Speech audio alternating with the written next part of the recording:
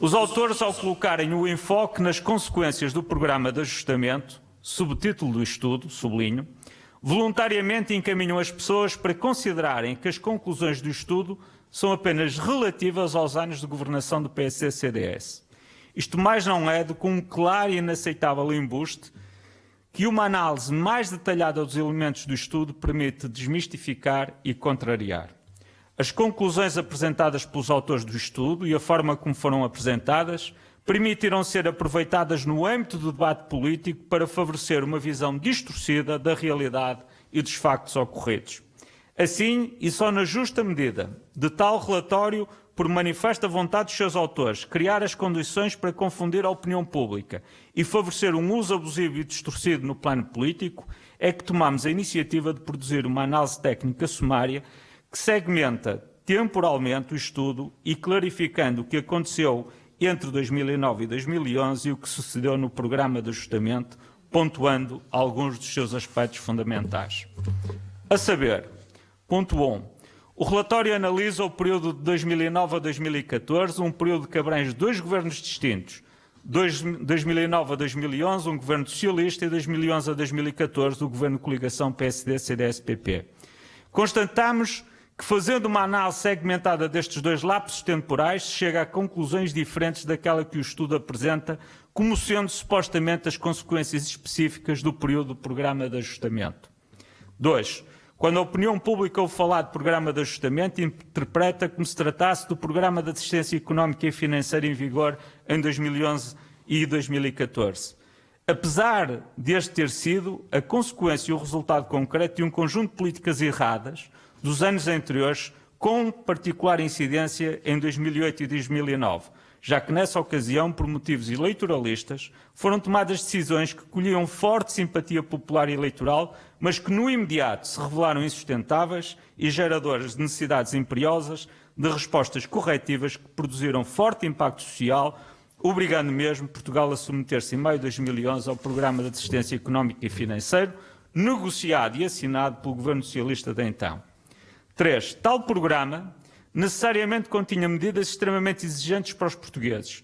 Por isso importa que se perceba as causas e efeito do período antecedente ao mesmo, a equidade das medidas então tomadas e a forma como se executou o Programa de Assistência Económica e Financeira.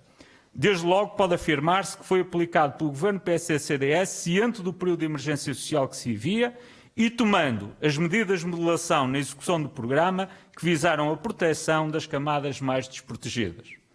Contudo, importa frisar que as decisões de política públicas que geraram fortes quebras de rendimentos, reduções significativas das prestações sociais e cortes em pensões e ordenados iniciaram-se em 2010 com o Governo do Partido Socialista, ou seja, um ano antes da assinatura do Programa de Ajustamento.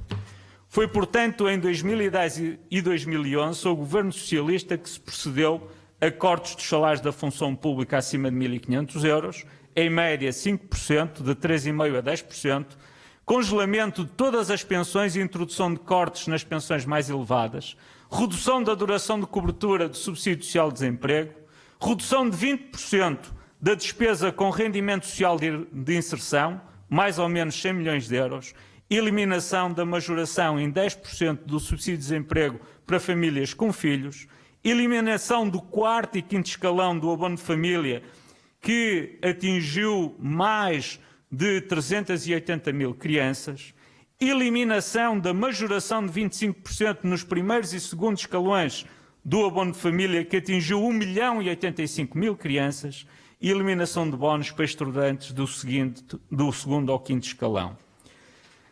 Alteração ainda da Lei de Condições de Recurso, incluindo para cálculo de rendimentos dos potenciais beneficiários um conjunto de rendimentos oriundos de prestações sociais. Revisão das deduções à coleta de IRS com um teto máximo em 2011 que só teve efeitos em 2012 no acerto do IRS. Aumento da taxa nominal do IVA e redução das despesas de investimento a zero. Convém sublinhar que todas estas medidas penalizadoras para o rendimento dos portugueses ocorreram pela mão do mesmo Governo Socialista que, um ano antes, em 2009, criou fortes expectativas aos portugueses ao aumentar os salários da função pública 2,9, aumentar as pensões, aumentar o subsídio de desemprego, ao criar o cheque bebé, ao reduzir o IVA e a fazer a majoração de várias prestações sociais. Medidas que foram depois abandonadas ou que nem chegaram a ser postas em prática. Não por acaso. Recorde-se, 2009 foi às eleições legislativas. Aí estão então as palavras de Marco António Costa, do PSD, aqui a analisar este relatório do Programa de Ajustamento, muito crítico em relação ao Partido Socialista, como ouvíamos, sobretudo no corte aos salários e pensões levados a cabo pelo PS no passado.